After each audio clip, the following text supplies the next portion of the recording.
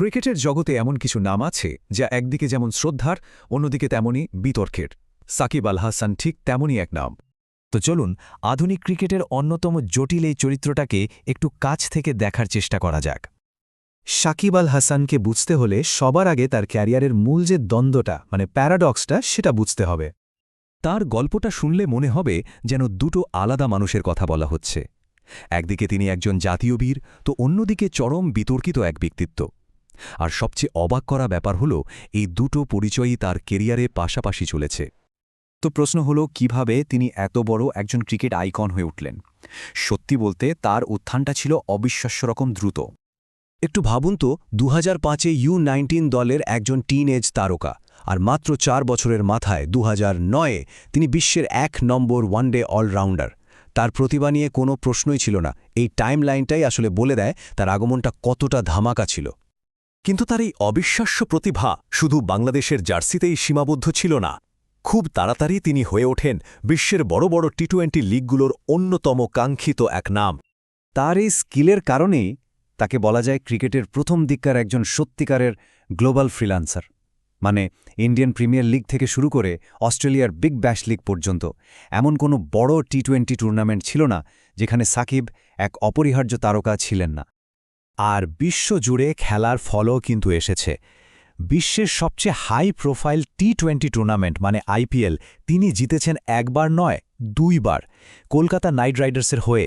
এটা কিন্তু তার ক্ষমতার একটা বিরাট স্বীকৃতি। আচ্ছা, এবার আসা যাক তার রেকর্ডের দুনিয়ায়। এমন সব রেকর্ড যা তার কেরিয়ারকে এক অন্য মাত্রায় নিয়ে গেছে। আচ্ছা, যারা হয়তো ক্রিকেট খুব বেশি ফলো করেন না তাদের জন্য একটু বলে রাখি, অলরাউন্ডার এমন একজন খেলোয়াড় যিনি ব্যাটিং এবং বোলিং দুটোতেই সমান পারদর্শী। একাই একটা ম্যাচের মোড় ঘুরিয়ে দিতে পারেন। ক্রিকেটে এটা কিন্তু খুবই দুর্লভ একটা গুণ।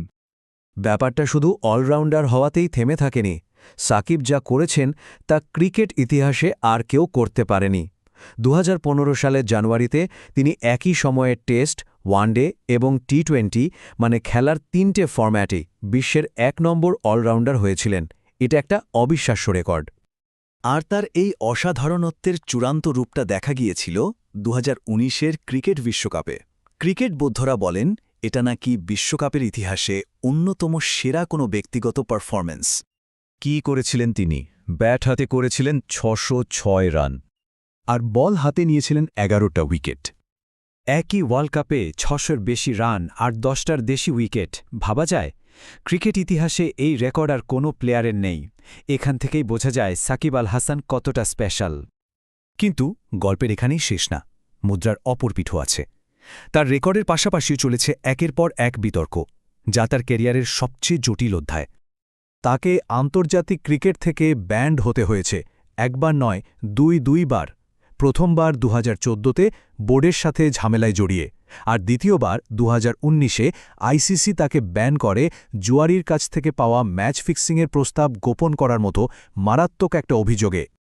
শুধু তাই না, মাঠের ভেতরেও তার মেজাজ হারানোর ঘটনা কিন্তু বেশ বিখ্যাত।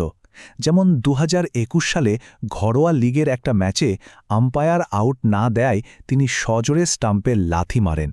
এখানেই শেষ না, একটু পর আবার গিয়ে স্টাম্পগুলোই উপড়ে ফেলেন। অবশ্য এই ঘটনার পর তিনি সবার সামনে ক্ষমাও চেয়েছিলেন। আর এটা যেন তার ক্যারিয়ারের একটা চেনা ছক হয়ে গেছে। প্রথমে কোনো একটা বিতর্কিত কাণ্ড ঘটানো, আর তারপর তার জন্য দুঃখ প্রকাশ করা। আর সাম্প্রতিক কালে তো বিতর্কগুলো শুধু ক্রিকেট মাঠেই আটকে নেই, চলে গেছে ব্যবসা আর রাজনীতির দুনিয়ায়। শেয়ার বাজার কারসাজির অভিযোগে জরিমানা হয়েছে। তিনি সংসদ সদস্য হয়েছিলেন, কিন্তু রাজনৈতিক পট পরিবর্তনের পর সেই অধ্যায়েরও শেষ হয়। এমনকি রাজনৈতিক অস্থিরতার পর তার বিরুদ্ধে হত্যা মামলা পর্যন্ত দায়ের করা হয়েছে। আর সবশেষ জালিয়াতির মামলায় তার ব্যাংক অ্যাকাউন্টও জব্দ করা হয়েছে। তাহলে এত কিছুর পর প্রশ্নটা এসেই যায়, এই অসাধারণ সাফল্য আর মারাত্মক বিতর্কে ভরা ক্যারিয়ারটাকে কিভাবে মূল্যায়ন করা হবে? তার লিগেসিটা আসলে কি? যদি শুধু সংখ্যার দিকে তাকানো যায় তাহলে কোনো কথাই হবে না। পরিসংখ্যান তাকে সর্বকালের সেরাদের একজন হিসাবেই দেখায়। আন্তর্জাতিক ক্রিকেটে 14,000-এরও বেশি রান, 700-র বেশি উইকেট আর 16 বার ম্যান অব দ্য সিরিজ। এই সংখ্যাগুলোই তো যথেষ্ট এটা বলার জন্য যে তিনি কতটা প্রভাবশালী একজন খেলোয়াড়। শেষ পর্যন্ত তার লেগেসিটা একটা বিরাট প্যারাডক্স বা ধাঁধা হয়ে থেকে যাচ্ছে। একদিকে একজন ত্রুটিপূর্ণ প্রতিভা, অন্যদিকে একজন জাতীয় আইকন। আর এই প্রশ্নটাই হয়তো থেকে যাবে যে মাঠের ভেতরের অবিশ্বাস্য অর্জন কি মাঠের বাইরের বিতর্কগুলোকে আড়াল করতে পারে। এর উত্তরটা হয়তো সময়ই বলে দেবে।